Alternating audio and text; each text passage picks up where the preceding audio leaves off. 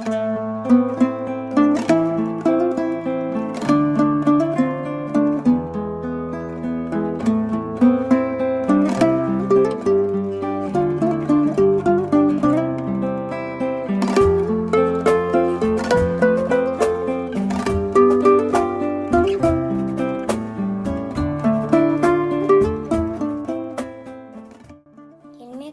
тілі отан. Отанды біз ата мекенде баялап атаймыз.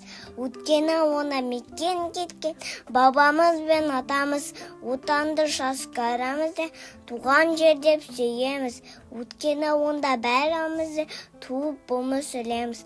Отанды әркім анасындай қастерлейді бағалап.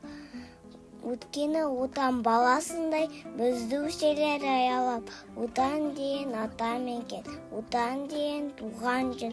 Отан ана, отан үлкен, Қазақстан туған ел.